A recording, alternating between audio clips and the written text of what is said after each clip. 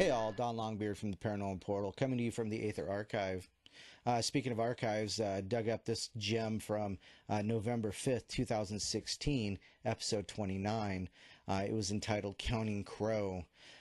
Brent was interviewing a very special guest, Mr. William Whitecrow, and we thought this now would be a good time to get this out there and add to the body of work that William had.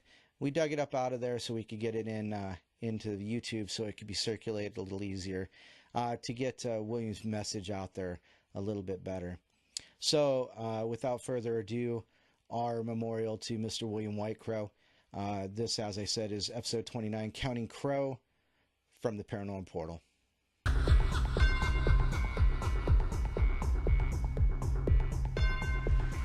Hello, everybody, and welcome to another episode of the Paranormal Portal. I'm your host, Brent Thomas. Thanks for joining us, everybody. I hope you're doing great. Welcome to another weekend, another Saturday night, November the 5th. And it's also TFR's 7th anniversary. Happy anniversary, TFR. Thank you, Chris and Sheree, for everything. I'm personally humbled to be a part of this, and as I've said many times before, this is one of the highlights of my week. I truly enjoy this, and it's growing into something that when I first decided to do the show, I thought, that'd be interesting, that'd be kind of fun, and of course, it's a topic that I'm passionate about, the paranormal and the many cryptids and beings and phenomenon that are out there, and it's become so much more than that now. Though it's become just such a passion, and such an all-consuming interest for me to do the best show that I know how to do. And not that I ever joined it thinking that, I'm just gonna kind of, putz around and do an hour. But the show has grown. The listeners have grown. We're on Facebook. We've got a Facebook page we'd love for you to follow and be a part of. It's facebook.com/Paranormal Portal Radio. Please stop by and like it, follow us. But the Paranormal Portal is our show about the paranormal. It's our forum, our window, our opening to discuss the things that are sometimes just not okay to discuss. And I think that's changing. And as I've said before, I think people are becoming more comfortable with talking about the lesser discussed things in the world, such as the paranormal. And I suppose pop culture has a lot to do with it. I suppose that we as a people are just emerging past the illusions and past the roadblocks, the proprieties that were set up. And we're just saying, no, there's something here and we want to discuss it. And I really love that. And I welcome those discussions every chance I get to have them. And the thing that I've found the most interesting, I think, since being interested in the paranormal is the amount of people that you'd be surprised how many people have had occurrences. They've had experiences. They've had things happen that they can't explain. And I really believe that paranormal things are happening to all the people all the time. And I think that the willingness of people to discuss it is making that okay. And it's making it less threatening and less isolating as I think it once was. I really believe that this is something that our ancestors used to embrace, and our pop culture is full of it. The legends that we understand from times gone by are full of the incidences of people discussing these very phenomenon that we are just now starting to re-embrace as a culture. The Western culture, of course, other parts of the world have never had this kind of personal censorship that we have. But I think we're coming along, and that's encouraging. And I'm really happy to be a part of the movement to make that more mainstream. And so I do welcome any participation from you, the listening audience, to be a part of the show. The call board is always open. If you'd like to call and talk to either a guest that happened to be interviewing or comment on the show or whatever the topic of the night is, we welcome that. The call-in number is 866-37-TRUTH, T-R-U-T-H. That's 866-37-TRUTH or 866-378-7884. Please feel free to call in. If I don't get your call right away, just be patient. I will work it in as soon as I possibly can. Additionally, if you go on the truthfrequency.com website, there is a chat going on. A bunch of great people in the chat. They're always saying hello, hello, John Titor, hello, Lichtilas. People are listening. People are taking a part of the conversation as well, and often supplement what we're talking about verbally with some great things that they find on the internet. And so come and be a part of the conversation that way. If you don't want to be a part of a chat, or if you don't want to call into the show, but you have something to share, whether it's a show idea, whether it's feedback, whatever have you, please feel free to email the show. Their email address is paranormalportal4u, number 4, letter U, @gmail.com. And let me know what you're doing. I'll check the email all the time, and I'll be glad to hear from you. If you just want to say hello, let me know how things are going in your world. I'd be happy to correspond with you as well. So that's the show. That's what we're doing. And thank you all for being here. And again, happy anniversary to TFR. I've met so many amazing people since doing this and being a part of the TFR family, from Chris and Cherie themselves to Lucky and Star and so many other people. And I'm just humbled and really grateful for that companionship and that family that I've become a part of, and the ability to meet fantastic guests and interview them, which brings us to tonight's topic. Tonight we are joined by Mr. William Whitecrow, who is not only a longtime friend of TFR and of Chris and Cherie personally, but he's also a longtime paranormal investigator. He's also a true Native American shaman and has a whole world of experience. Welcome to the show, William. Thanks for joining us. Well, thank you very much. It's a pleasure to be on. I just had to find my mute button there. My finger got lost. Ooh, something must have been paranormal. No, but it's a pleasure to be on. This is one of my favorite topics because, as we've talked before on Wednesday when we had a chance to talk and everything, paranormal is just a part of life. I think it's a natural part of life. We've been taught not to pay attention to it. And, when you talk about it with some people in some cultures, it's, ooh, that's taboo. If you talk about it, it's evil, it's darkness, when in reality, they turn around when they talk about their aspect of it, they're still talking paranormal. It's just their culture and their way of looking at it. And they say it's not, evil or anything, but it's all the same thing, no matter what it is, And that's the fun part about it. Once you get past all the dogma, and then you get down to the research, and the hardcore facts of what's going on out there, it's like, I need to know more. I mean, It's like kind of maybe a bowl of candy sitting out in front of you. Once you've had some, I want to try some of this here, or that there. But it excites your spirit, not only your intellect and your scientific need and researcher need and investigator need to know things. That's why we're here, to experience all this different type of stuff. But after a period of time, you really understand it's a normal part of life. And it's something that's very few people look at now. And very few, it's beginning more so now because of shows like TFR and your show and, all the other aspects that are going on with TFR, because 30 hosts, they hit a lot of different people just in 7 years. It's amazing. But the information is getting out there. That's my point here. And more and more people coming to listen. Exactly. And it's really an exciting time anyway. I think just, and Chris and I have talked about it, and you and I talked about it as well on our phone call, and Cherie as well, that the consciousness really seems to be emerging right now. And this seems to be a really exciting time, and a lot of changes in the energy that's going on. And I think, I've often wondered, is there more paranormal things happening now because of that, or is it just that people are more willing to discuss it because of they're emerging from their own illusions? What do you think of that? I think it's possibly a little both, because the energy fields are overlapping, timelines, all different types of things that are happening right now.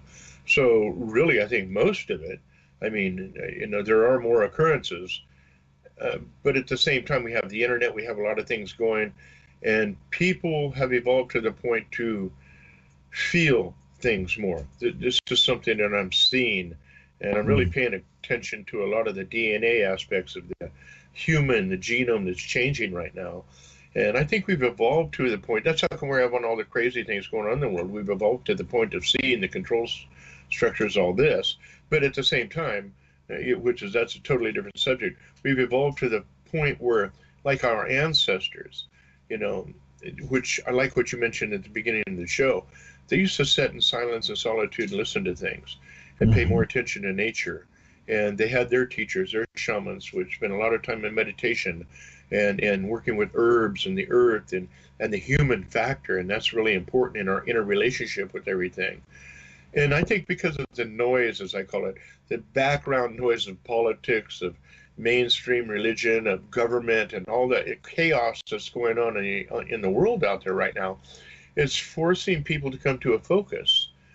And that focus is shutting all that other stuff out mentally.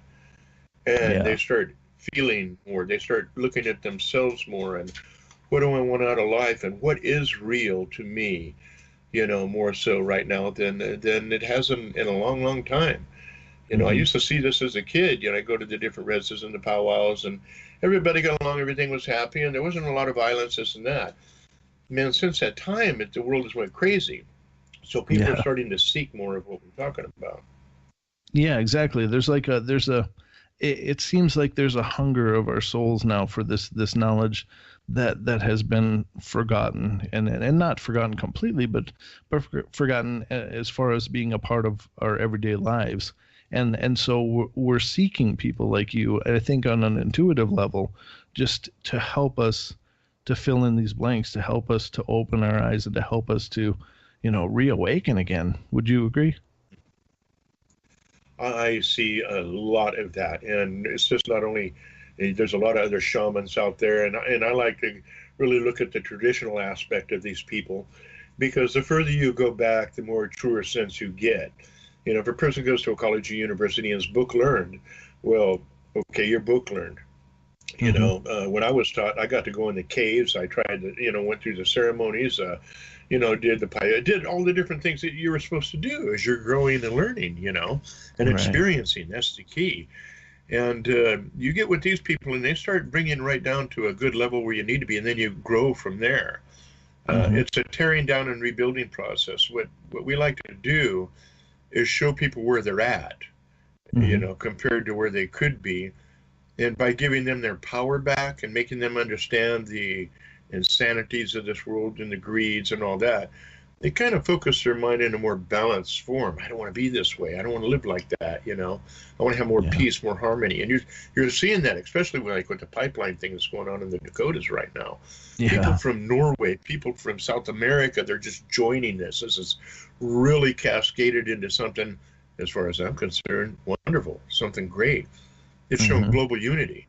And that's shown exactly what we're talking about. They're trying to break away from this matrix of noise, of chaos that's been created for them. Right, exactly. And it would seem, I'm not a big, what do I want to say? I'm not a big, I love living in the world that we live in because I love the conveniences and stuff, but I'm not really, I don't love what we're doing to our environment. I don't love what we're doing to the earth that we call our home.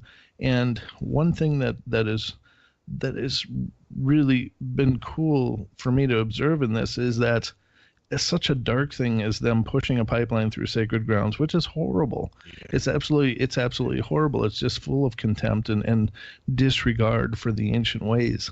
But that very event and their very greed is pushing forth this real positive catalyst of making people go, that's right, wait a minute, we don't want this. We don't want this. So their own game is backfiring, it would seem. And that's supposed to, and that's the way karma is. I mean, they were talking about instant karma here, and one country, I liked what they did when they were protesting. Protesters got right up in the face of the authorities, and they were holding mirrors. Oh. So the authorities are looking at themselves in these mirrors. And, all of a sudden it started not cascading into violence, but more backing off. I think you're looking at yourself armored down, and you're looking at people that are just standing there with a few sticks and a couple of mirrors. How are you going to feel about yourself? You know that you're pushing something that's not right at that point in time. So the goodness is, out of all darkness comes good. No matter what happens to you in your life, it could be a negative event. Lose money, lose a car, a relationship or something, but there's something you learn out of that. And, all us do, people like me do, shamans and medicine people, is we try to show people things that they already know. All you do is wake them up. People have already known what we talk about. They've just never had the chance to sit down with somebody and go through the whole aspect of being human, the importances of where their lives are heading, what they want to do. And once they find out that you start minimizing, your consumption and things, and finding more people that are happy and like-minded, you got to find things to do. You become more active in life. Things start getting better for you, and you don't go by the dogmatic attitude of politicians. The way I look at everything is this: the politics, the laws, I'm not a part of any of that. Any of that at all. In this country, federal, state, or anything. And the reason for that is because I don't live my life where I have to worry about that. Right. I live in more of a peaceful life. I do my ceremonies, I do my thing, and I stay out of that whole spectrum, that whole matrix of life. And I don't even think about it. And I would agree. And one of the reasons I was really excited to speak with you on the show is that, in my view, and you can correct me if I'm wrong, but to understand the Native American shamanism, you are in a unique position to have basically a foot in two worlds. You have the foot that is in this world, and then you have the foot in the spirit world. And it seems to me that a person like yourself is a great translator, and it's a great guide to help us on this journey, and to help us find the doors and find the wisdoms and the keys that we're looking for. Yeah, I've had a lot of people say that, but I have to say one thing: shamans, we don't get where we are without going through the muck of life. It's personal experience and stuff, and on both sides. And we were talking like on Wednesday and everything, and I told you I had a person ask me, living in two worlds, how do you keep your feet on the ground? Yeah. And I go, well, that's easy, because it's normal to me. It's all one world. It's not separated. It is one world. It's like the earth. It's an enclosed system. We only have so much air, so many resources. And if you break one part of it, it cascades into many other things. And we're seeing those problems happening now, right. And so the key is with me, how I keep my feet on the ground, is very simple. There is no ground. It's all one thing. It's you're always there in both worlds, and there is no separating, because your thoughts are in that world, your spirit is in this world, and they are created in this physical world because they're translated through you in a sense. So, what we want in life is to get to that point, I think. This is what I feel and what I teach people. You want to have both of these worlds combined, where there is no separation. When I go pick my herbs for cancer patients or myself or family or anybody, or to make my medicines and everything for wintertime for people, I turn around and always give an offering before I go take any of these plants from Mother Nature. It's my respect. It's showing my honor to them. And science has proven when you give good thoughts to something and then you use it, its potency goes up. That's just like if you walk into a laboratory. If you walk into a laboratory and you have a plant, or one or two plants, let's say, and you have 15 people, 15 people can go by and think all good thoughts about this plant and talk to it all nice, and one person can be mean to that plant, think I'm going to pull you or something, and they'll go, really transmit that negativity, and then go back out, and those people come in a different order. But when that one person walks in the room, on the EKG and EEG, those plants react to that person coming through the door. We're all connected. Once we understand that and understand that connectedness, then we can use that energy to really create some positive influence and changes in the world. Right. I actually had heard that many times, but it was on MythBusters actually put that myth to the test, and they had it was the three younger guys that are on there, the one lady and the two other guys, and they conducted that very experiment, and she of course went in and gave the plants love and attention and took care of them very well and gave them a lot of positive affirmations and stuff. And the middle guy, which was Grant, the Asian guy, he went in there and was just normal, just didn't really acknowledge, didn't really not acknowledge. And then the last guy, and I can't remember all their names, but he went in there and absolutely brutalized one of the plants with like a baseball bat or a stick or something in a room full of plants, and they had them all wired. Yeah. And sure enough, when that act had happened, all of the plants in the room did register stress from that event. And not only that, but like you said, they then left the room, and whenever he came back around, all of those plants knew who he was. They knew he was the guy that did that. 100%. Animals are that way. Plants are that way. You walking through a forest, if you're angry and you walk through a forest, pretty soon you're not angry anymore. They just suck it out of you. It's one of you against 5 million of them. I mean, you lose. And plus, just walking through the woods, you can't get angry. Eventually it just leaves you because you're walking through the energy of other living beings. And when you feel, you have to get in sequence of that vibe. Your body does it automatically. Yeah, a lot of people don't think about that. That's why I said when you need to reground or get mellow, go walk out in the woods, put your feet in a stream, make sure there's no people around. And, you can talk to your inner self and Mother Nature there. And believe it or not, Mother Nature listens, Another aspect, they just did an experiment in India and showed the same thing. And it turned out exactly the same thing. The intent is what the plant is measuring. But this is really interesting. Is it the magnetic field or the emotional energy vibe we put out? Or is this plant telepathically reading your mind, knowing what your full intent is? So you have to concentrate really heavy. And is it which one of those, or is it all combined? Right. So that's talking more of a living language, which is very interesting. It is. It's really exciting, and those kind of things are. It's like you said, paranormal is just normal. It's very true because, and I think as we grow and as we learn these things, we're going to find just that. Your words are going to be prophetic. It'll just be, well, that is normal. This is scientific fact now because we figured out a way to test it, and I think that'll be the case for so many things. Mm-hmm. Yeah. So there's another thing we have to pay attention to, and we know that this is true, and it happens with humans. We call it empathy or whatever, but you can feel people. You go to a store, walk downtown, and walk past people, and you can feel their energies, whether they're happy or sad. You don't have to see their face, sometimes, but after a period of time, the human understands the body language, the eyes, the this or that. But all of a sudden, you feel their emotional content, and a lot of people don't pay attention to it. And a lot of people, yeah, sure, okay, and they'll walk away. They can walk away, but they still feel the same thing you do inside. So just like the plants, are we feeling the emotions and the hurts of these other people that we come in contact with? Sure we are, 100%. As shamans look at that and we go, Other people look at it and sometimes they try to get away from the person because they don't want to feel those feelings. So those are things that they have to work on within themselves.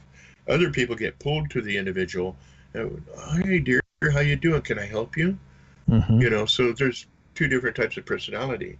And it's just the way it is, and eventually, hopefully, the other part will start to learn to, I'm really feeling this person's makeup, their whole energy, what's happening to them. We're starting to pay more attention to that as a global population.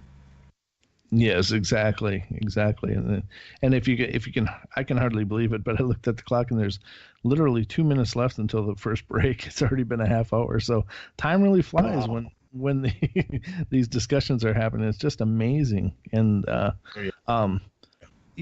I think that as this grows and as this progresses and as we keep learning and turning, that what excites me is what are we going to learn next? What are we going to understand next?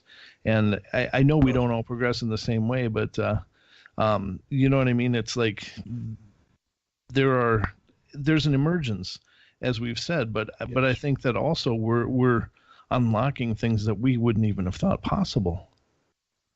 Well, sure, especially when you have other people to talk to about it. There's a lot of people out there who have nobody to talk to. They have these feelings, these emotions, and want to go in the direction that we're in and we're experiencing. They just don't have nobody to be in contact with so they can grow themselves. But more contact is being made because a lot of people who won't go out are sitting in their homes listening to shows just like this one. And they're going, yeah, man, I feel that. Yeah. And next thing you know, your count of viewers goes up. That's what's happening. Exactly, and I hope that always is the case, and not because of being self-interested in the prosperity of the show, but I think that also reflects a prosperity of spirit and the growth of awareness and stuff, and I would love to be part of that catalyst of change and that growth. That to me would be very exciting. You betcha. Everybody wants to be part of that because the alternative is depression, negativity, and a world full of chaos, and things that are continuing on. What we're trying to do now is rebuild what we're tearing down, and that's the important part. Yeah, exactly. So as we got 10 seconds left before break, I'm so excited you're here. I'm just loving this conversation. We'll pick it up again after the break, so stick around. Don't go anywhere.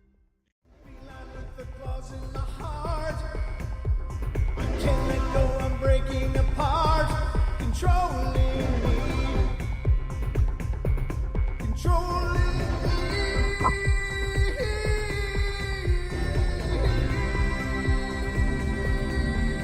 And welcome back with the Paranormal Portal. Thank you all for joining us. Hope everything's going good. We are having a great show tonight. Lots of great information, really some amazing epiphanies, if you will, but even for me personally, I just love this discussion. I love the following the train of thought, and I learn something with every show, and this is even more so. I just love this opportunity. So we are joined tonight by William Whitecrow, who is a longtime paranormal researcher and Native American shaman with a world of experience, and we've been going into the nature of consciousness and waking up and the interrelationship of people with nature. And I think that ties in a lot to some of the past shows that we've had when we've discussed things like being out in the woods and encountering strange things and beings and occurrences that people don't understand. And you and I, William, talked on Wednesday, and you had talked about the Native American perspective on beings like the hominid Sasquatch.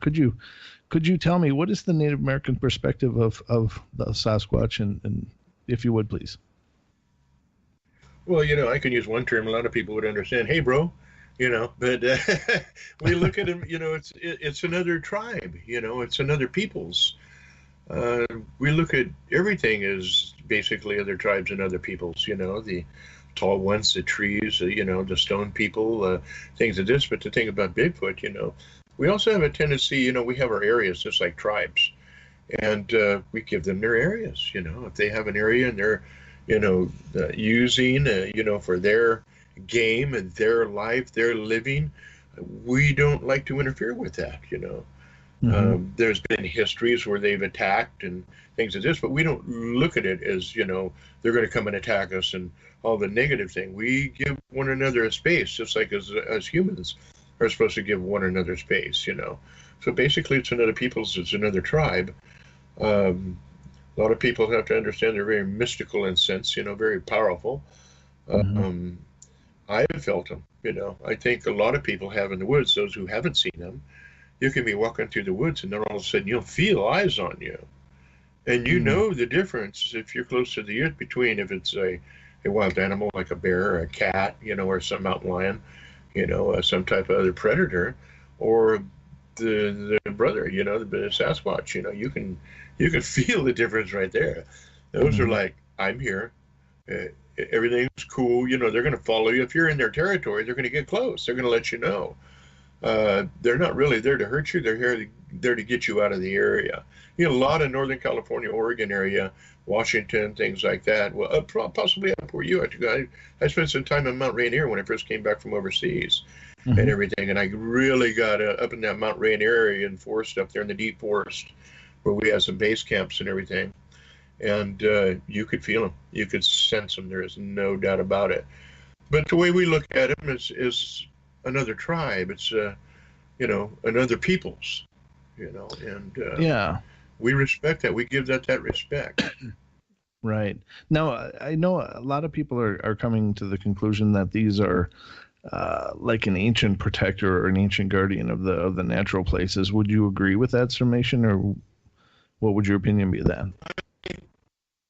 I think they know a lot about places that we would consider lost sacred places or portal, you know, openings, tunnel system, things of this nature, where a lot of, you know, ancient relics, or maybe even some of the people are still living now. We know from many of the ancient legends that a lot of the, shall we take the Navajo, you know, the Hopi for a thing, the insect and the lizard people, you know, these different types of beings help them come to the surface into this world we have right now. And we're morphing from the fourth world into the fifth world, you know. So, you know, you go back in different tribes and different legends, and you learn so many different things about these many other beings that are here with us. That, you know, we just can't look at a scripture from one country or another and say, oh, this is the way it is.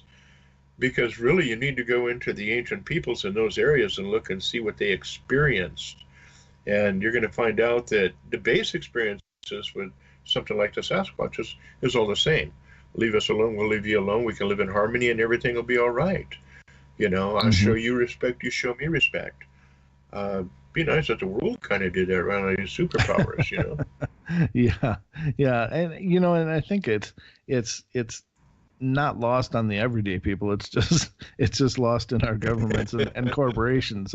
I think that most people, yes, I agree, tend to live their lives looking for, you know, peace and for, you know, looking out for the common good. But it's just that we're being spun so many directions by whether it's propaganda or. But that's okay.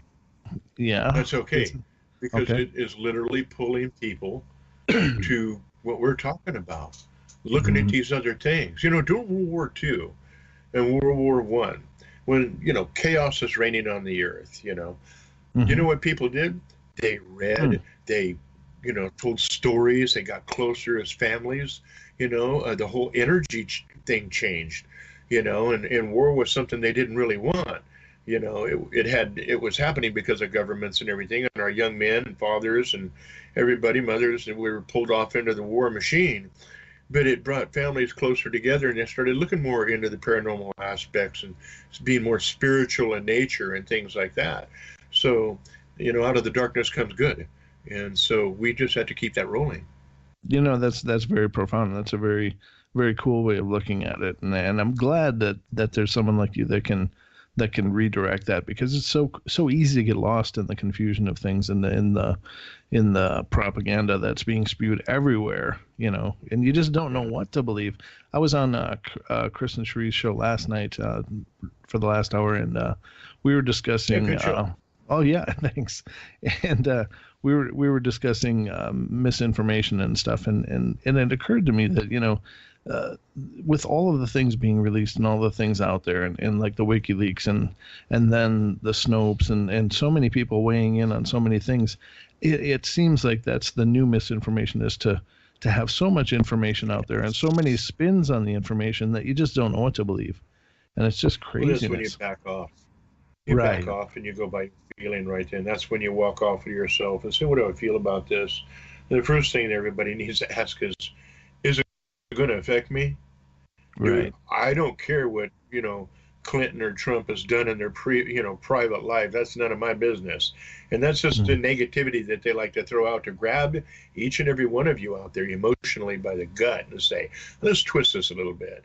Let's talk about a children molestation. Let's talk about so-and-so going out and having so many women or so many dates. Let's talk about all this negative stuff, because they feed off of it. And the more people that they can get to do that, they get to fear and they get anger, it's easier to control them. Then they're not going in the right direction. It's all smoke and mirrors. People need to go and be in the direction that you are talking about, Chris and Cherie. I am talking about the whole TFR thing, other shows too. But the fact of the matter is, that's the great distraction. They do not want us to develop the power that we have. You know, I'm going to talk about real quick here on a power thing. Chris and Cherie did on a show 2 times with me. There was a big hurricane hitting the East Coast. So the show's on. They said, you know what? Spur of the moment. That's the way Chris does things, but that's great. That's why the show's so good. Let's all concentrate, William. Let's you guide us in a concentration to move this hurricane. So we started, I do this tsunami effect with energy. You don't just hit it with a hard energy. You build up power, you pulse it, then you build up power, you pulse it. You know, this is a good way for a lot of people that don't know how to hold that energy consistent, you know, for a long period of time. But it drains you. It really does if you do it for a long period of time. So the pulse is good.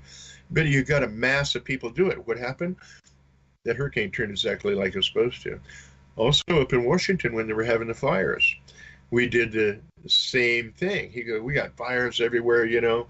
Let's concentrate. So I did the same thing. There was the first time ever the Pacific had 4 hurricanes simultaneously show up. Also, it rained at Chris's house in the fire area the next morning. Oh, perfect. That's what concentrated power can do. Yeah, that's amazing. Nothing short of amazing, and even in miraculous. You know, that's the potential that lies within each of us. It's really not miraculous. It's what we can do when we decide to do it. Now imagine if every person on the planet, or let's say you got 1 billion people, concentrated on the minds of these other individuals to stop all this war and everything else. It worked. But also in the paranormal, you can use this to draw other entities to you. If you want to know something, you know, this is what clairvoyance and telepaths and everybody else does. You know, they start feeling an energy and they get in sync with a certain frequency. And they can tap in like you tap in on a phone line. And they can start experiencing deeper aspects of the paranormal, spirit activity, UFOs, whatever it is. That brings up a good point, and I'm glad you actually raised that, because I do want to discuss your paranormal research as well. But before we do, could you explain now? This is something that I'm also curious about, because it occurs to me that a lot of people are really getting into ghost hunting, and they're really getting into looking into the paranormal thing and playing with things that they probably don't understand. And what would you recommend as a shaman to how people can shield or protect themselves? What steps can they take personally to keep negative energies out but draw in positive experiences? Well, a lot of different spirits and entities react to different types of symbols and situations, you know. So we have to understand that, you know, like in the ancient talk about frankincense and myrrh, in native ways, it's sage and cedar and you know, sunflower root. There's many different things that works, you know, and not one really is better than the other. It depends on what these spirits also recognize as power, you know, a power symbol too. So that's very important. And we also have to know that really nothing can come into us unless we allow it to. That's just the way it is. So now, if you have go ahead. No, you please. If you got, it's very important that you have a very strong mind when you go into this. When I go into a house to cleanse it, or I got to get a phone call from somebody, I got something in my house, it's shaking my walls, I'm scared to death. And the first thing they have to understand is you can't affect me, leave, you know, and use that emotion. You know, this is one point where anger, almost getting to that total, you know, point of anger and directed will is a good thing. Because you're forcing something, you're putting an energy shield in front of you between it, you're challenging it on a spiritual level, you know, you're doing it physically because you had to put this out, but the energy you put out, you can't see. So it's on the paranormal level, if you wish to consider it that way. And which really it is. That energy is in all aspects of our reality. So you can do this and push it up. You can light your sage. You can, you know, your myrrh, your sweetgrass, whatever it is that you may use for your culture. So, you know, that's important. It isn't just one thing that works. There's many things that work. So that's good for us all the way around. The symbols are good for us too. Right. And would you agree that the power of those symbols, and even the power of those burning those, whether it's sage and sweetgrass and sunflower root or myrrh. Would you agree that the power of those comes from the person and not from, not so much that? Yeah. It comes from the person in conjunction with, at that time, they're in balance or in that frequency, in that tune with the nature and the natural forces around them. Okay. So not only are they using their energy, but they're tapping in to an ethereal, a cosmic energy, a spirit energy, if you would. I try to throw all these things out there to help people understand that it comes from everywhere. And anything that's positive. When I go into the woods and I'm searching for somebody, if it's a search and rescue, I know this may sound crazy to a lot of people, but I ask the woods, where are they? Guide me in that direction. And you start getting feelings, and pretty soon you find the person. So you can take this to a very deep level, but the best way to protect yourself is have a good belief in your abilities, the power. Know that you can touch into the external powers. I call it your external power pack. Learn to plug in, to the natural forces that are around you, the earth, even animals. It's all nature. This is the key, and other people together with a directed will and a common thought is a very good protective circle around you. But also we have to watch out for individuals that create their own poltergeists and things of this nature because they don't know how to control their kinetic energy. But the best thing in ghost hunting, have an open mind, keep a neutrality about you, surround yourself with a very powerful, positive energy. This is what I do, and this is my personal way of doing it. My family does it. Everybody in my family does it. Now all my friends do it because it works so well. You put yourself in a bubble just like you blow a bubble from one of them little kid toys. You stick the thing in, pull it out, it's soap bubble kind of thing, and you blow them. And they make bubbles, and your dogs and cats chase them, and kids chase them. And I have a blast with that stuff with my dogs. But anyway, I'm a big kid. But anyway, you put yourself in a bubble like this, and you put an energy field. Now, different people use white, or green, or whatever, purple, and multicolors. Me, I use a white with a gold flake through it. And this is the protection energy, and I surround myself in this bubble, and nothing can enter it. Because it is equal with any force that tries to go through that energy field to me, increases that energy field with their negative influence or their negative actions. So instead of me having to keep the field up, they're powering it up, not me. It just takes that energy that's coming at you and changes it to increase that barrier around you. The key here is always stay focused, always stay calm. Don't let the fear enter you. That's one thing that's very important. You can let the excitement of the investigation get to you. You get goosebumps and everything else, but don't let the fear enter. That's when you start opening doors. And that's amazing advice. Thank you for sharing that tidbit because it's so important. And I think that's, like I said before, so many people are entering into this because it's kind of almost a new fad, if you will, that people want to go ghost hunting. They want to go looking and poking, but they're not prepared. They're not prepared for what they're doing. They're looking, they're knowing, seeing something that is an alternative reality. And this is another part of trying to escape from the negativity and chaos and everything that's going on in the world. They're feeling a connection with this other side, their ancestors. And there's another thing we have to remember. We all have ancestors on the other side, and they're there. All we have to do is reach out and open a gate of communication and ask for some form of contact. And eventually, when you were 100% sincere, it's going to happen. And it usually happens when you least expect it. Maybe they'll mess with you. You put your keys down in one spot on the table, and it ends up on the counter when you turn around. It's kind of like, okay, who's there? And it opens the door a little bit further. So, that's important. I had an experience where I had a negative entity in my living area, and I don't know when it came in exactly, but I just started feeling this oppression. It got more and more intense, and I was like, oh, I got to sage the house. But Yeah. and I always keep my sage in the same place.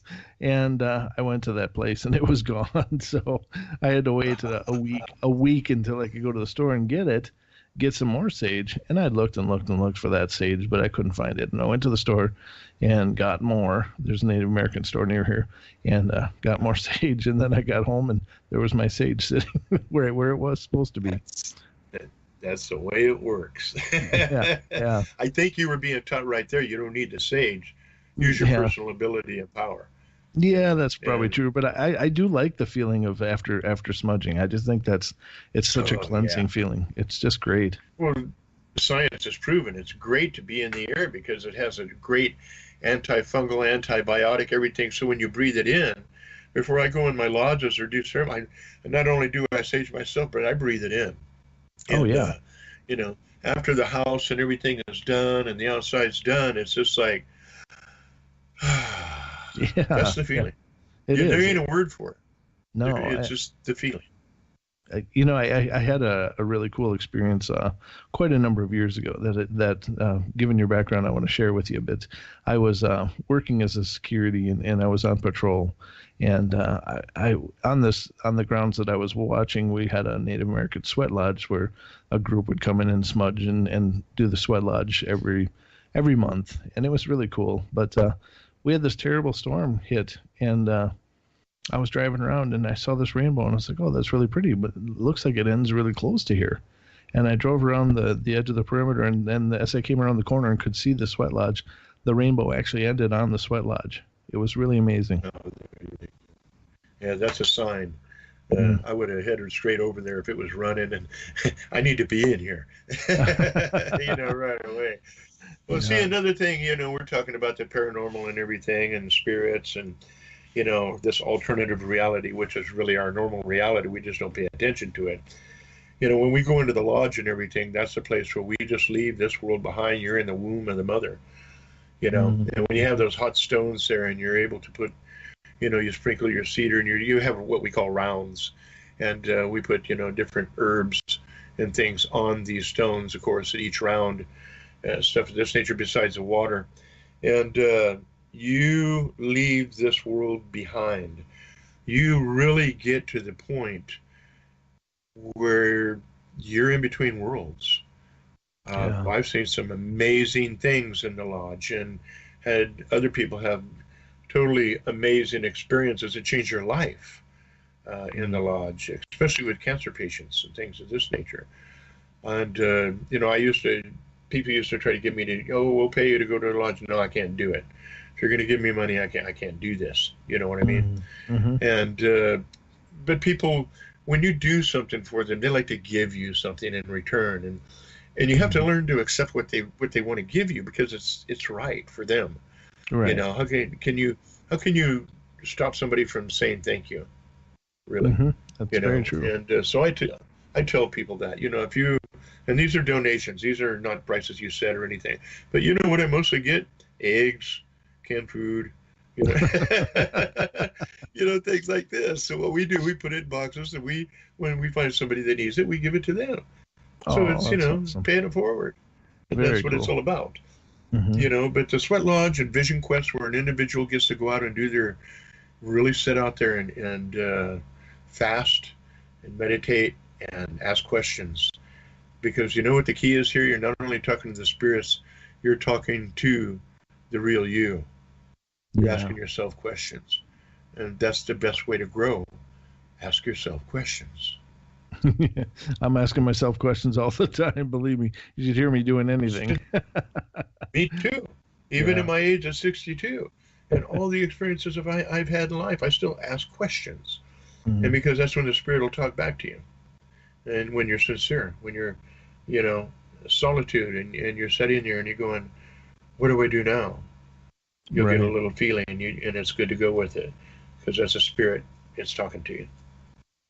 Yeah, that's really powerful, and it's very true. And I would like to discuss a little bit as well as like the shamanistic path is one that I've personally always found very, very intriguing and compelling, and would, I don't know if I have the time and energy to dedicate to it like it would need, but if someone wanted to get started on the shamanistic path, how would they do that? number one, you're looking for who you are.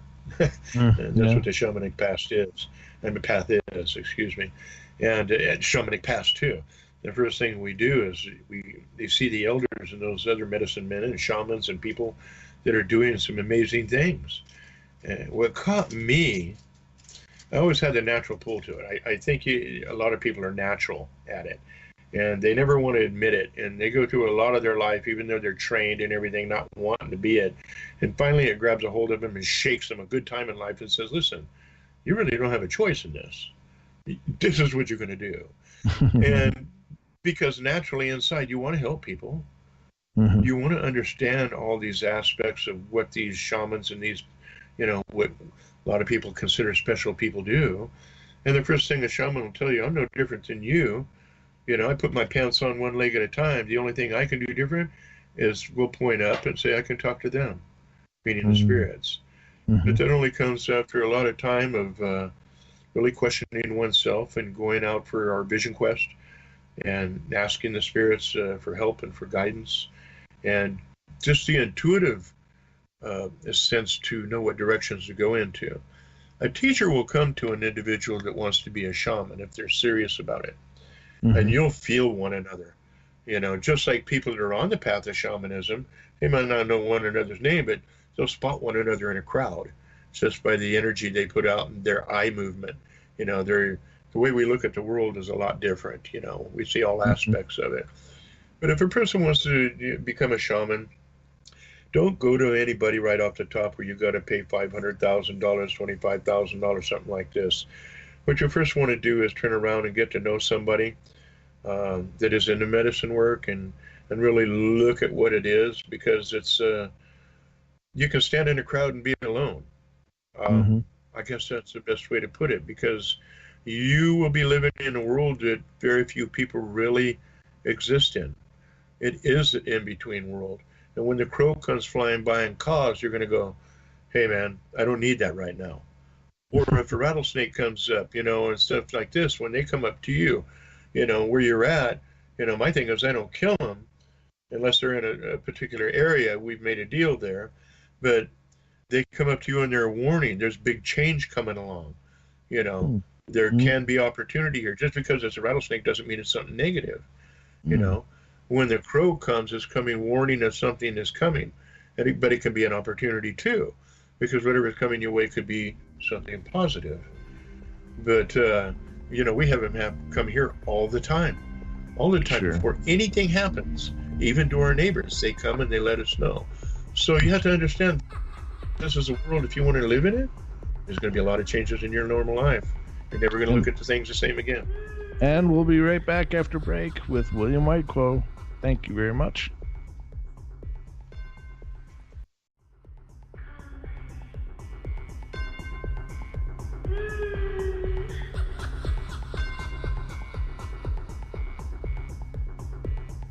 And welcome to hour number 2 of the Paranormal Portal. I'm your host, Brent Thomas. Thanks for sticking with us. If you're just joining us, thanks for joining us. If you've already been here, thanks for sticking around. We are having a great night tonight talking with our special guest, William Whitecrow, who is a longtime paranormal investigator, incredible wise man with lots of knowledge about spirituality and especially Native American shamanism. And I'm just really loving the conversation tonight. I've taken a lot from it personally, which is awesome. And I love any opportunity I can get in life to grow and to learn and to hear viewpoints that I hadn't considered before. And William's been a great source of that. Thank you again, William, for joining us tonight and sticking around for both hours. That's amazing. Sure, no problem. And one thing I want to say here, if people want to go into the aspects of shamanism, get down to some basic, simple training, modes and things, is start learning about herbs. We call them spirit helpers. If you go out and you wildcraft, get to know the ones in your local areas, and start using this in your pharmacopoeia, in your medicine cabinets, things like this. Learn how to start making tinctures, things of that nature. Always give an offering in tobacco or something of this nature, before you go pick anything. And never pick, if you see a bunch of herbs. Only, pick a percentage of it, maybe 10, 15% there, because you want them to continue to grow and give you more. Another thing is start practicing some form of meditation so you can start centering yourself. So if you happen to be a person that is prone to anger or, things of this nature, or you have trouble concentrating, not just the anger thing, but have trouble concentrating, this will help you. There are several different methods. You can use tones. Certain tones affect us, where it'll put us in a state of just mellowness and kind of emptiness, as I call it. And that's a good place to be.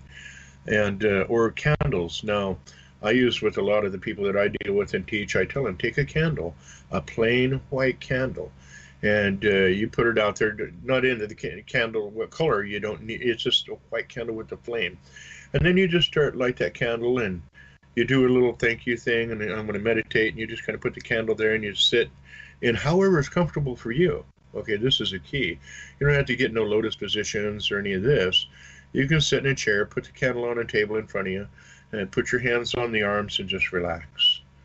And you don't want any part of your body touching one another. That's one thing. Your feet over, crossing one another. That creates an energy blockage. But just you can just sit there, or you can lay down, whatever, as long as you can see this candle. And just sit there and look at the flame. And pretty soon your eyes will start diffusing. And then you'll see a flame within a flame. Then you'll see a flame within a flame within a flame. See, you're starting to develop your concentration.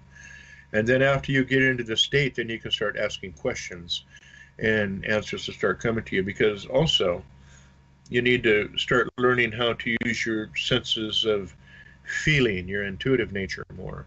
And this will help you do that. If I hear something outside, I can hear for several miles around my house, and I'll step outside, and my two dogs that I have with me, my security dogs, they come right, well, they're my friends, really, but they don't let much around me unless I tell them. And they'll come out and stand on the porch with me, and they'll watch me. They don't look out they look at me, and they'll see my head kind of turn from side to side. I'm feeling, I'm not listening now. And they picked that up ever since they were pups, and they do the same thing now. They work on that intuitive level. So this is where animals and humans learn to work together. Those of you who have dogs out there or horses, you feel one another. You can look at one another and know what you're thinking without using words at all. And that's to the level of communication we want to get. Also, start learning how to pull back from reality and become the observer. Don't have an emotional connection with anything you see going on. Look at both parties, look at both parts, observe what's going on. Now, your human nature is going to make your chest go funny, because you're going to automatically get emotionally involved with watching something happen to somebody or a situation or whatever, because that's our human nature. The shaman learns to step back from that and become kind of non-attached to the situation, become the observer. Now, you can step in as the observer anytime, but you think somebody's going to be harmed or whatever, and stop it. But the fact of the matter is, this power of observation is very, very important with no emotion, because sometimes as you train deeper and deeper and you start going, people calling you out to come to their house, and I can give you a good example of that in a second here if you want me to. Yeah, please. But you're going to confront some things that if you don't train yourself mentally and energy-wise good enough, can affect you in some very negative ways. A lot of people have just mentally couldn't handle, because they really realize the true force of the unseen, of the paranormal, if you wish to say. But I'll give you an example. My wife is right here. I'm going to tell them about cowboys. We call these guys big boys, country boys, lived in our valley. And this also shows you the power of your belief also. And they live about half a mile from us. And these are big old boys, and they live in a trailer, and we're talking of, 6'1", 6'2", country boys, 240, 50 pounds. And it's not fat. These get cut wood, horses, everything. And my kind of people, really, And they had their ladies and everything. And one night we got our CBs hooked up, and we use alternative communication, CB radios and shortwave, stuff like that. Mm-hmm. And we get in these conversations at night, and all of a sudden I get a radio call. Whitecrow, get over here. And it was Daniel. And he turns around, you get over here, there's something in my house, it's coming through my house. And I could tell in his voice, I practiced Kung Fu with this guy. He was not afraid of anything, big boy, you know. And if you tangled with him, you're going to have a problem, let's put it that way, no matter who you are. Sure. And his fists were like two of ours, you know what I mean? That's how big they are. But anyway, I grabbed my shell, it just had the feeling. It said something's coming through my house. It didn't say if it was a bear, a mountain lion, or anything, but intuitively, that's why I talk about people need to learn to develop that intuition, and he's a half a mile away. I grabbed my shell, my sage, my stuff, headed out the door. I told my family to stay in the house. I'll be back. I went down to my property line. Before I crossed my property line, I lit my sage, smudged myself and everything, you know, breathed it in, and stepped across my property line onto the main part of the road, a 3 or 4 mile dirt road out. And all of a sudden, I could hear something really powerful and big on the left hand of the side of the road in the trees, because on our road, as soon as you go out the road, you're in the woods out here. And something big, you know, like a bear. And it was ripping through the woods, and it came down towards me. And I stepped across my barrier, and I just put the 2 and 2 together. I know what this is. This is whatever it was at their house. So it come running down in the total darkness, and it's black. And I didn't take no flashlight. I don't do that. Not when you're dealing with this stuff, because light isn't going to make a difference. And I felt it, and it stopped about 20 feet from me, and it moved up to about 15 feet. And I just energized up, and I just got my whole energy. It's like you're angry, but you're not angry, but you get that tension, you know. Yep. And I just powered up, as I say, and I stepped right out into the darkness. I said, there's nothing you can do to me. I am not afraid of you, and I'm going to take you out. You know, you wanted, I'm here now. And I stepped into that darkness and moved towards it. Well, immediately it moved backwards about 10, 15 more feet.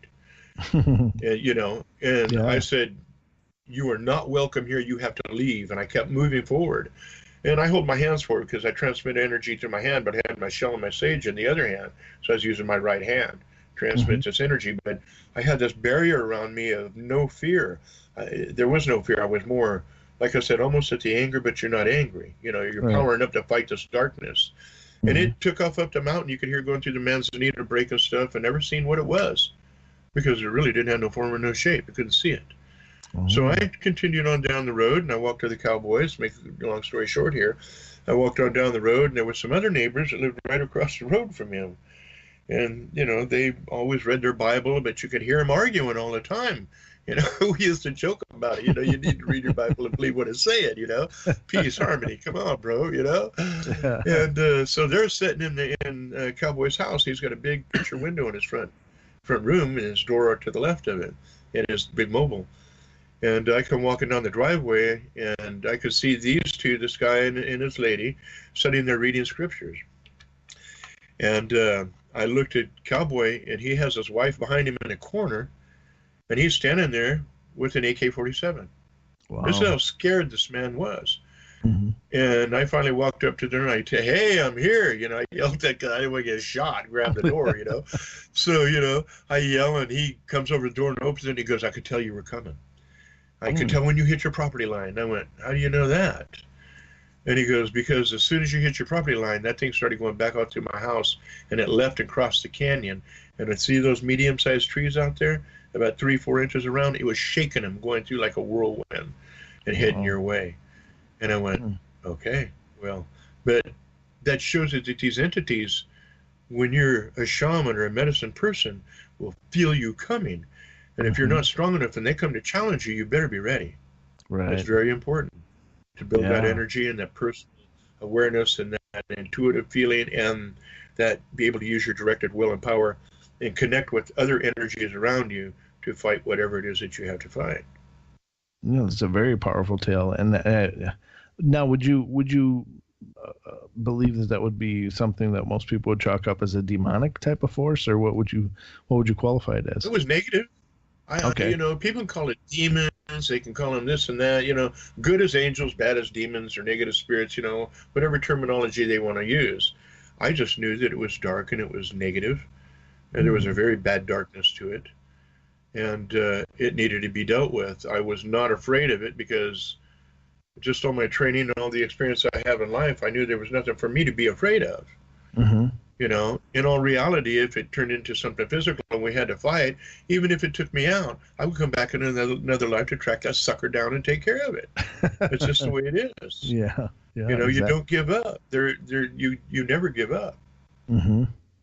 That's amazingly powerful, and I commend you on your fortitude to be able to do that. That must have been a frightening experience. I do that. You know, how we can do that? We have to first all understand we never die. Mm-hmm. Every single one of us are really eternal beings. Now, we like to take care of our physical welfare, but on the spirit aspect, you know, or this negative energy that we may have to deal with, we have to understand that we can power up just as powerful as they can. And they really can't affect us unless we let them do that. That's the key factor here. And they feed off fear and anger and everything else. So you just keep that at bay. But the good aspects of being a shaman, you get to help so many people. You take your herbs, so you can help people with coughs and children, you know, poor families when they don't have anything. You can help them medically, you know, or medicine-wise by teaching them to use these herbs and fix stuff in their own house. And that way they never have to come back to you again. They know how to do it. And they'll teach their children. That's the best part of being a medicine person or a shaman or anything. Right. Is what you teach others, they get to carry on and teach others.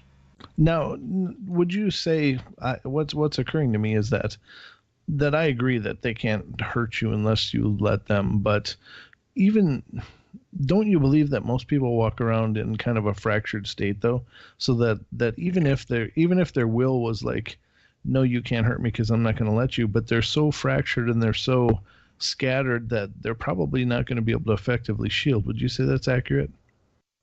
Yeah. Like I said, you know, it takes a special type of individual, I really believe, to do the things that myself and other people do, and really maintain your sanity, you know, because you want to help everybody. And you have to learn that sometimes there's lessons that people have to learn, and your interaction with intuitive powers and the spirit tells you there's nothing you can do here. You know. No. Good example of that. I'll give you just real quick. No, My dad, you have all the time you want, so just take as long as you need. My father, he came to me. He'd been bit by a brown recluse and everything, got sick, the whole 9 yards, and I kept telling him, Dad, I can help you. But my dad, being a tough old guy and never believing that his son knew more than he did, would go to all these other herbalists and everything, and turn around and we found out he was out there taking like 15, 20 different types of herbs at the same time. And some of them were counteracting one another. I'm good enough to know, I looked at, what are you doing here? Oh, I know what I'm doing, blah, blah, blah. A week before he died, he came to me and he said, okay, son, I need you to help me. And I looked in his eyes and I could already see that spirit was gone. And I looked at him and said, Dad, there's nothing I can do. Being strong enough to be able to handle that and not break down. And I didn't, because I had to be real at that time. And there was, we got along. We never got along that good or anything, but towards the end, he started understanding, wow, he's went way further than I ever dreamed of, He was in another type of lifestyle than I was too. So the fact of the matter is, you're going to be able to look at people and know whether you can help them or not. And you have to be careful of many aspects. So that's what's being a good human watcher. Understand the human. Their ups and downs, the jealousies, everything else, and their life. You got to know what they're going through in life before you can really heal them.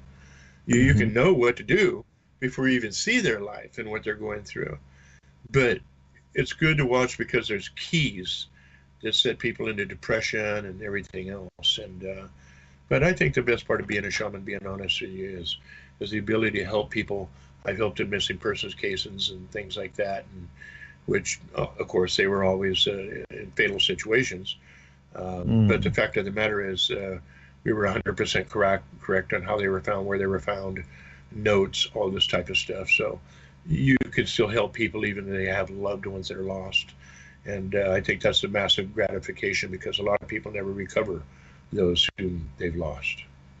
Yeah, that's got to be hard. I mean, losing anybody, of course, would be tough, but to not be able to recover the body and to put closure to it, yeah, you're right. That's a blessing.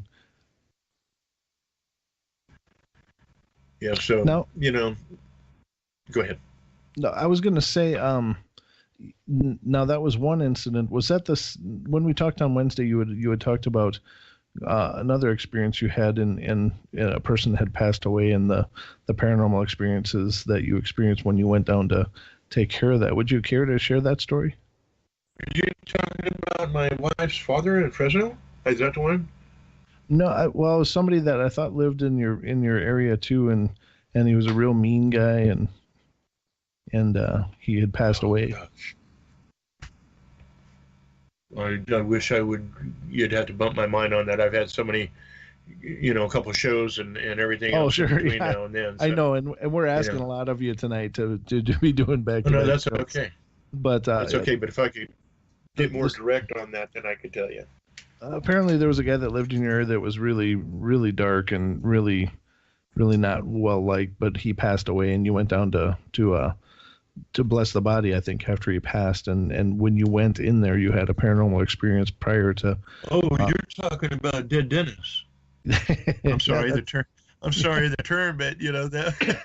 And the reason, I'll tell you why we call you that name.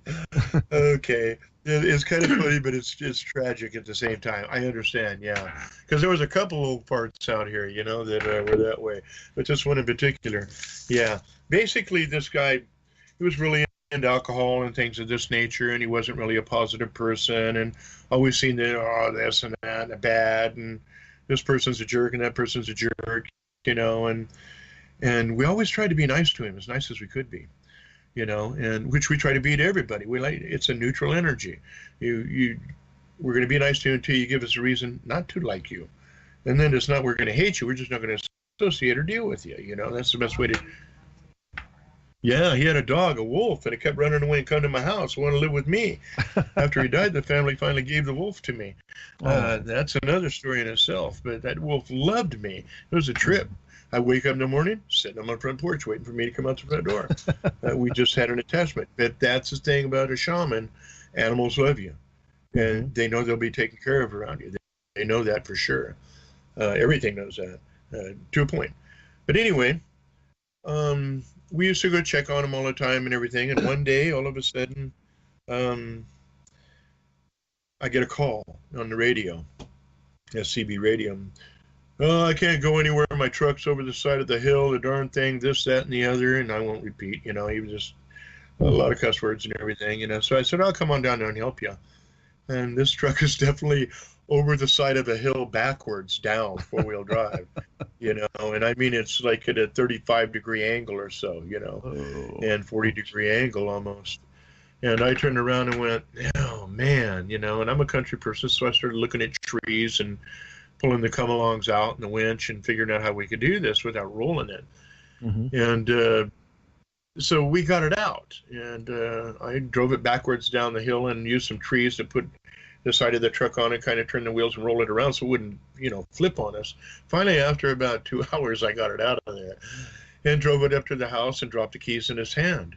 And his wife kind of looked at me like, man, I wish you hadn't have done that. Well, I found out that he's drunk and his wife was getting in the truck on the other side, and he started the truck in gear. So he almost killed them both, almost ran over himself and her. And the truck went backwards over the hill. I think it was a great spirit saying, you're not driving today. My mistake. I helped him. So anyway, later on, I don't drive, man. So he just said he wouldn't. Well, the next day he drove out, and he was coming back into the valley, and he drove off into the lake. Oh, wow. Totally submerged the truck. And I turned around, and my intuition said he was supposed to die, And I'm like, whoa. So I looked at him, and there's really no energy around him at all. And I went, uh-oh, And I told my wife here that day, I said, he was supposed to die today.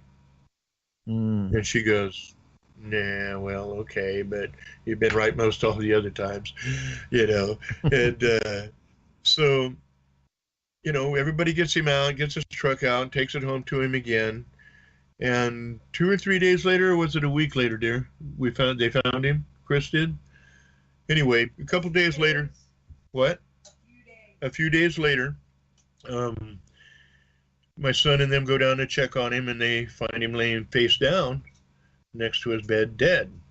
Mm. And so they come and get me. Dad, Dennis is gone. Come on, you got to do the. So I do my ceremony. For helping spirits pass over. Since he was such a cantankerous and mean, type individual, I just felt maybe this would help him.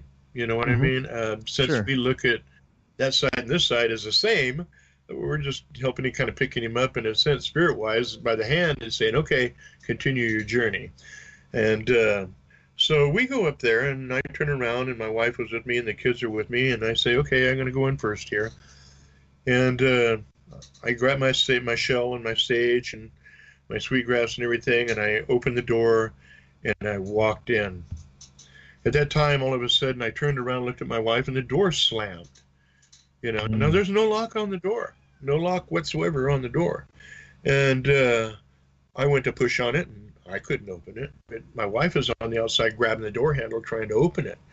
And it was impossible to get that door open, And all of a sudden, the inside of that structure I was in, it was about a 15 by 15 room, ceiling 6 foot and everything. Here's the bed, and he's on the right-hand side of it, laying face down. Mm-hmm. And he'd been dead a while, broken neck and all. And all of a sudden, the wind just started like a tornado inside this room. And stuff was paper, dust flying all over the place, And I said, oh, boy. I had the stage going and everything, and I started doing my ceremony. Mm-hmm. Only after I finished the ceremony, did that wind die down. Everything, the wind just died that quick. And everything just kind of fell out of the air onto the floor of the room. And I walked from around the body, because I was over the body. I walked back around towards the door and opened the door. Easy as can be, like it was on a spring, ready to open. And as soon as I stepped out the door, an eagle feather fell from the sky and landed, on the ground, and I picked it up. I still have that eagle feather to this day. But that was a paranormal experience for an individual. My sons and daughters witnessed it. My wife, the other guy, the guy who's deceased, his wife, the whole 9 yards. And that wolf never left my side after that. Stayed with me 100%. So I gained a wolf and an eagle feather that day. I was looking, what a blessing.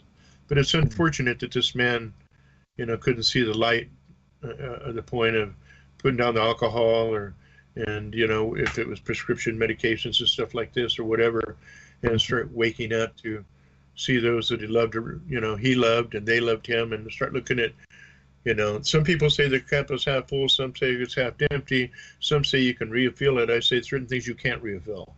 Yeah. That's how many heartbeats you have. So live them good, live them well.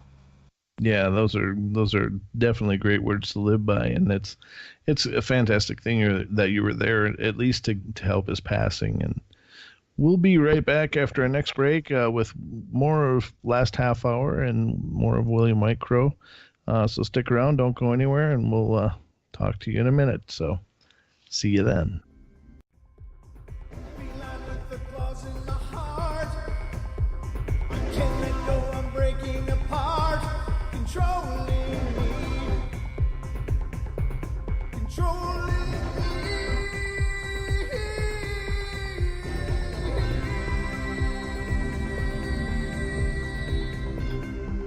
Last half hour of the Paranormal Portal.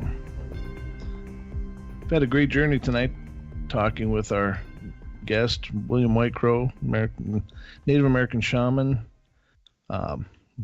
wise man, clearly. I really love these kind of shows because it's not often that I get a chance to just trade ideas with somebody on so many different topics and so many different ideas and so many different viewpoints. And I really thank you again for being here. And I know it's real late for you and you've been through a lot tonight, but thanks so much for being on the show tonight and for sticking with it through to the end. I really appreciate it. No problem, Brent. It's been my pleasure, 100% here. I also look, I told you, wild horses couldn't pull me away from this day, and I got two pleasures to do a show with you and Krista Shree on the 7th anniversary. So people have to understand, I will stay up for that. I know under their family. It's just the way it is. The whole TFR crew. They've always been the Woo crew, as we say, with Ian and everybody else out there, Clarice and everybody. I went in the chat room and I kind of really caught on what was going on in the chat room, because I don't go to chat rooms normally, so. Mm-hmm. And I was listening to the level of what people were talking at, and it was like, yeah, these people are catching on. This is good, and like I said, I've seen them come from just doing a two-person show, and sometimes people would show up and sometimes people wouldn't. I'd get a phone call every once in a while. Hey, my guest didn't show up. Can you come on? You betcha I can. No problem, But I love doing it because of the conversations and the information and education people get. So, it's been my pleasure, especially today. Well, thank you again. And I really appreciate your experiences that you're willing to share. I know that part of shamanism is teaching, but I there's people that teach, and then there are teachers, and you are definitely a teacher, and I could talk with you for hours or weeks or months. It's just amazing the amount of information that you have, and I value that, and I think that we're all enriched by it. So it's clear why you've been such a common guest on the network, and I know that this is the beginning of a great relationship for you and I as well. Yeah, no problem there at all. And a lot of information is because I'm just plain old, I like to throw that out there. You're going to find that real teachers, we don't like to look at ourselves as teachers. All we're trying to do is teach a younger generation and other people ways that they can live their life. When people started calling me, teacher and this, and no. My name is Whitecrow, or, you can call me Bill if you need it, closer people, things of this nature. William is what I usually go by. But, we don't look at ourselves as a teacher. We just look at it as somebody that's kind of helping the individuals that need it in the situations that need it at that time. We try to teach ways to deal with life in a more positive and balanced manner. And we just try to teach people that you're very powerful. Doesn't matter who you are. And it really depends on where you put your mind on what you can do. Because the only difference between a multi-millionaire and a person on the street is their mindset. That's all. Once they get their mind on what they want to do, they'll educate themselves to do whatever they need to do to get to that point. It's all on how we see ourselves, our mindset, and the action part. You can is necessary. The action part. The story, The Secret. That's out there. Well, that's great. And I really like that aspect. That whole thing on The Secret. But you can't do any of that unless you put action into that formula. Yeah, and that's very true. I mean, and that's kind of what I was getting at earlier when we were discussing shielding and protecting and before paranormal investigating, is that the concepts are one thing, and to have a knowledge of something is one thing, but it's also a process, and it's also a development to effectively shield yourself and effectively protect yourself with that's right, with that energy. Daily. Yeah, exactly. And I really appreciate you driving that home as well, because I think in our society we tend to be like a fast food society. It's like, okay, you heard of, as you were referencing the program The Secret, it's like people think that, oh, I know the secret, then I'm done. It's like, no, you're not done. Yeah. Now you know what you need to be working on. Now it's time to just begin. Right. It's and I know this person, and I don't ever hope to speak meanly about somebody, but this person was pretty overweight, and God bless her, she really had tried nearly every weight loss plan that you could, and some of them she stuck with for a while, and others she didn't, but there got to be a pattern where the new diet program would come out, and she would spend hundreds of dollars on the DVD set, the weightlifting set, the exercise kit that came with it, and then it would sit.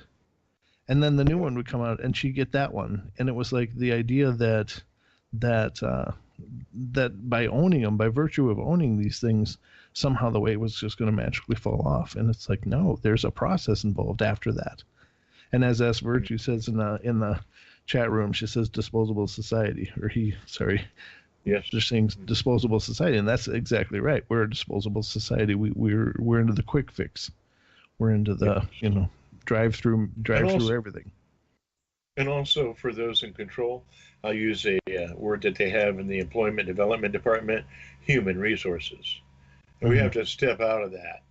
We have to quit becoming a human resource. Yeah. And we have to start looking at ourselves and start developing ourselves. But she's right. Most of society is in that disposable society aspect, and they're living their lives. This is the key here, and I really people need to look at this. They live their lives for other people. They live their lives and I wonder how I look to these people, or am I good enough to be around these people? Who cares? Be yourself.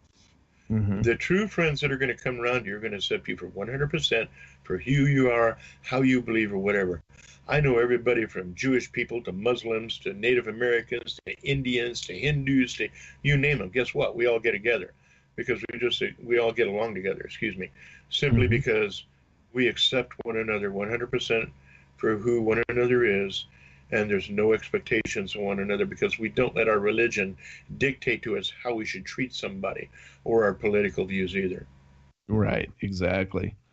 That's so paramount, and that's the beauty of this network, and we're not the only network, of course, doing this, but I think this is definitely one of the better ones out there for sure. That we're really focused on the development of people and the development of and the improvement of our society and ourselves, and like I said before, I'm really proud to be a part of it.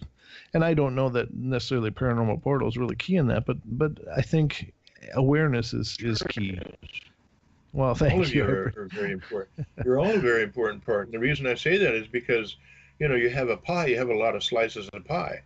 And all these pieces are different parts of the truth frequency network of the pie. And if you take a piece out, then it's not the same anymore. Right. It harmonies, the harmony of all these different shows and getting the information out is what makes TFR work, and you're an integral part of that. Well, thank you, and I appreciate it, and I hope to, in the course of this show, not only discuss hauntings and phenomena, but also, I hope that I can be a help to people and to listeners and to make a difference. I think that's the key. You are. Well, you do, because you're what you do. No, I'm just not trying to pump your ego here. I'm trying to tell you the truth. Well, you ask questions, and the questions you ask are what people out there want to know. Right. And people like me get busy doing this and that and everything. We'll do this show and that show, and then we'll write all day or whatever we do. And when we come onto a show, we're looking at those saying, hit us with some good questions. What do the people need to know out there? Because, we're out there working with it. You feel a heartbeat from what's going on from your chat room and from the response to your shows and things like that. So you're kind of the heartbeat of people. The more radiance that you go up and more listeners you have to your show shows you that you're on the right track. So, you got to keep on doing what you're doing. You're doing fine. Oh, well, thank you. And this is, like I said many times before, this is definitely one of the highlights of my week. It's definitely a passion of mine. And if I can continue to get guests and people coming on willing to share it, it'll grow exponentially. But when we're talking about, can you explain a little bit about your history as a paranormal investigator? We've talked a lot about shamanism, but I did want to get into your history as a paranormal investigator a little more too. Can you explain a little bit about that? Yeah, you betcha. That's really kind of what led me into the shamanism. I see these elders and everybody doing things, and I'm wondering how the heck they doing that. How do you make that fire burn blue? I went and got the wood. I'm the one that put it on there, and how come it's doing this stuff? Also when you would hear movement, out in the middle of nowhere, and there's no animals in the area because the dogs run everything off, but the dogs are right there, and the dogs will not leave the light of the campfire. Okay, what's there? I need to know. So that's how everything started with me. And then anytime I heard about some type of spiritual activity, or poltergeist activity or whatever, I would go there and try to figure it out, even at young ages. I would go by feelings, because I had a lot of other experiences with others, as we will shall say. That's another program. But the fact of the matter is, I could feel things at a very young age, spirits, entities, good, bad. And that got me into it. What really slammed me into it was one day we were up on the hill playing, me and a bunch of my, kids and cousins and things like this on the Indian reservation. We're up on a hill and pretty good angle downhill, on the trail.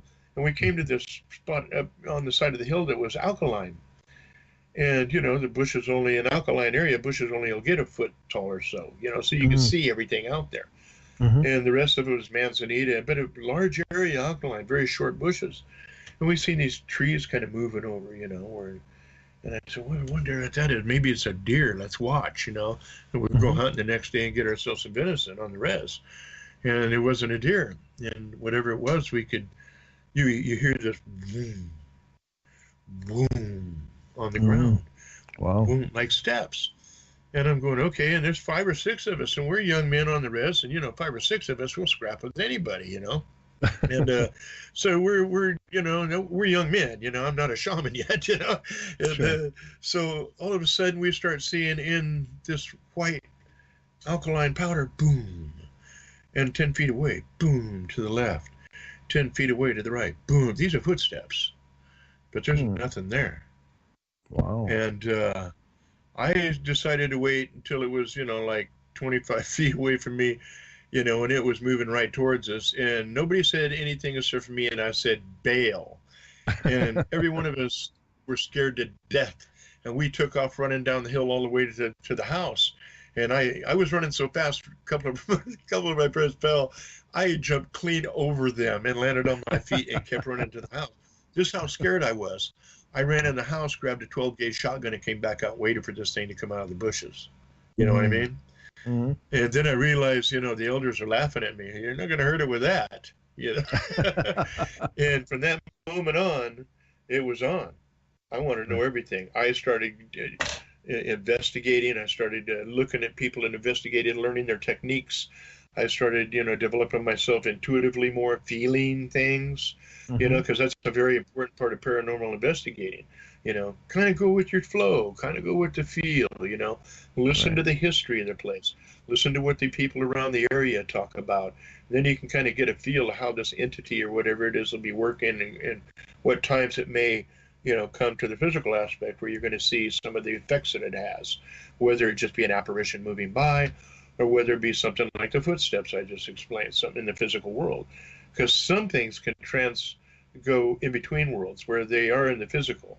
And you'll be able to see the effects, hence poltergeist activity, or you may have an area that has residual memory, from a previous event. Now you'll see an act happen over and over and over again, or a trapped spirit on this side that needs to get across. And you learn how to help that spirit cross. You don't have to be a shaman to do that. But you learn different ways and techniques because that's what you're there for, to interact with that world, that other side, which is literally just another extension of who and what we are. We've just been taught not to perceive it.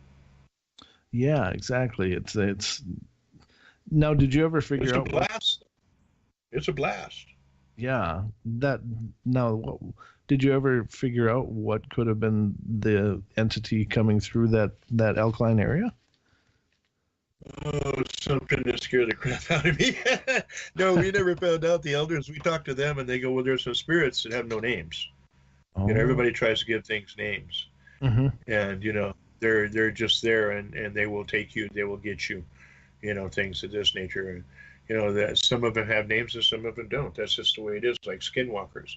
A lot of people, these are negative entities and they change shapes and try to trap you into different, aspects of immorality or steal your soul or whatever. You know what I mean? So you have to be aware of what all these aspects will do. So if you're going to become, an investigator in the paranormal, you get to know what certain types of energies are. People Right. may want to call them negative spirits or demons or angels or whatever. Facts are they're either good or bad. Sure.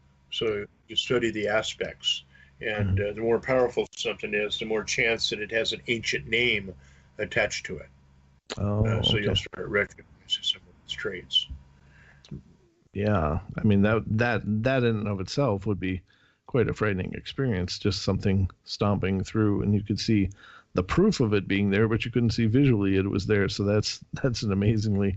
It's got to be Well, very powerful, right? oh yeah. It's a fight or flight situation.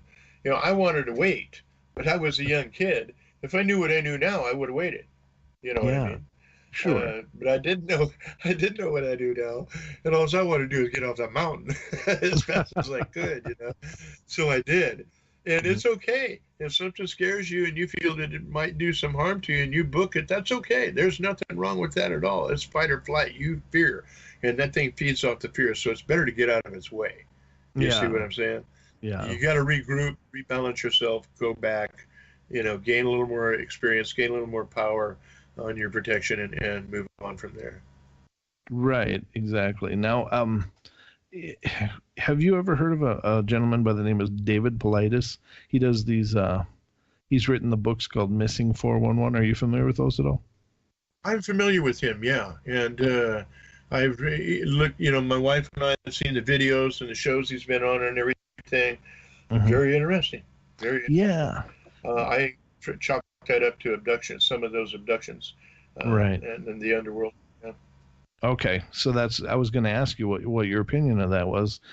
Giving your perspective is, something that we obviously most people can't get in contact with every day. So I've listened to him over and over, and I've heard his many interviews, and it's just so compelling that dogs won't track. The people are Right. found, people and children are found miles and miles away from where they disappeared over terrain they couldn't have possibly walked, wearing perfectly clean socks because they lost their shoes somewhere.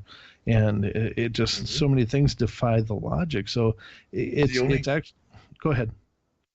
I'm sorry. The only thing that could be if they have no shoes and their socks are clean, they were in the air. Yeah, Yeah, that's it. That's it that's too. it. And I know he's David Politis is also a MUFON investigator as well. So I'm sure that's he never actually says it in his books or in his interviews what he thinks it is, but that really must be it because that's the only thing that could make sense. And even areas that have been searched, people are turning up, in those very areas that have been searched thoroughly prior, but they've been allegedly deceased for a week, but the autopsy would say they were deceased maybe for a day or two. So clearly something was going on there. I agree 100%. When I first started listening to his stuff, and I'm not saying all the cases are that. Some cases could have been where an animal's taken them and the search just didn't catch it.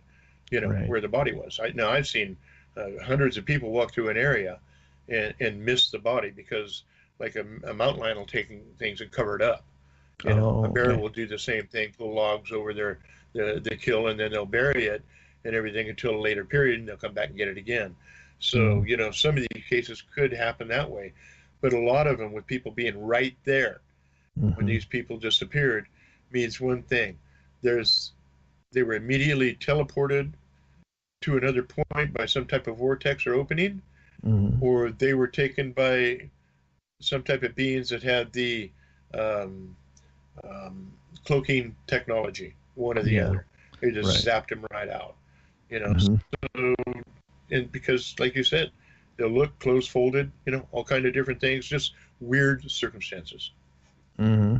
Exactly. It's just, and I just it spawned a couple of shows that I've done just where I'm reading information that I can find, but there's just a whole world out there that we just don't know, and it including populations, not just a population, Yes, but populations of things that we just don't understand.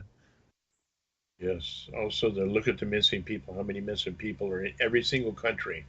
Yeah. And you can account for some of them being abductions of murderers or killers or things like this. But there's a percentage also there where people literally just disappear off the face of the earth, period. Yeah. They're never found, they're never seen, there's no indicators, nothing. And then there's been cases of some of them popping up, years later, and they don't even remember exactly who they are. Yeah, exactly. So before the end of the show, I wanted to give you the opportunity to tell people about your website and any other information that you'd like to present. So please, can you tell us about your website? Sure. I basically it's WilliamWhitecrow.com. I'm starting to work on it a little more. I was doing a lot of things on my own. Now I got a little help here and there, so I'm grateful for that. But we're working more on that. Lots of information there, and more to come, as a matter of fact, in the next 3 or 4 weeks. And I'm on Facebook. William Whitecrow. Just look me up there. I'm on Twitter. I'm also on LinkedIn. So I'm in a few places there, and also on YouTube. I have a channel on YouTube, William Whitecrow. And I just put a video up dealing with perception, what an individual's perception is, dealing and, how their perceptions are based and everything like that. And I go into quite detail to even breakaway society compared to the average person and what they're doing and how they see different things in their perceptions and stuff. So you can get a lot of information there. Plus, I'm a survivalist, meaning not I go out in my camels and run around through the woods, but I'm an expert survivalist, and I've taught it for a long time privately.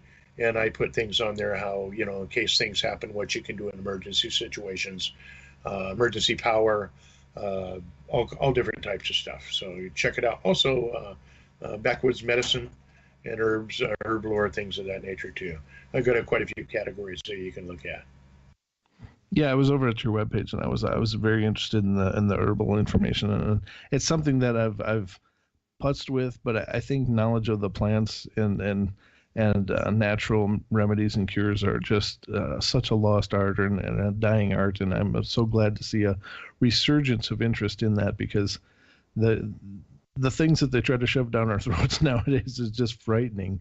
And so if those things those same problems can be remedied by going into the woods, finding something completely natural, creating a remedy, then more power to it. Yeah, we also have to understand that, to start de-stressing. In this society today and everything, people get so stressed out simply because of the frequencies that are out there. Drive through a town. By the time you get to the other end, you're stressed. It's just the way it is in real life. So the facts of the matter is people need to de-stress. And if they're having more issues and stress problems and anxieties, and all of a sudden also get out of the mass consumption, start eating foods that are more better for you, stay away from sugars, things of this nature. That's part of being the shaman too, learning the things that are good for you and right for you, and just pass that knowledge on to other individuals. And like you mentioned, the person on the dieting programs, everybody can win. They just have to set their mind to do it right. But that's basically my information. If you want to contact me, also at williamwhitecrow@yahoo.com if you want to talk to me privately, and we can go from there. And I'm on Skype if you want to connect me, but usually I don't hook up with anybody on Skype unless they already talked to you through Facebook or emails or something like that. Absolutely. And I've got requests from the chat room. People are asking if there's another show on TFR called Prep Science. And with the host Stephen James, and they're hoping that you'll get on that show as well, because it's preparedness science and such. So if you're you betcha. Okay, I will. All they're gonna do is contact me and let me know. Yeah, I know Stephen James, the host, real well, and I'll talk to him about you and see if he can get you on there. That'd be wonderful too, because you could cover a lot of ground there. Perfect. Okay. Sounds good. Well, I can't thank you enough, William. Thank you so much for burning the midnight oil with me and keeping us company and teaching us and helping us on our journey. And God bless you. It's been a phenomenal interview for me personally, and I can't thank you enough. Well, thank you very much. To me, it was just another night around the campfire, so I enjoyed it. So thank you very much, and just give me a call anytime. All right, sir. Well, thank you again, and thank you all for being here on the Paranormal Portal, and we'll see you next week. Be good to each other. Love you all. Take care, and have a great week.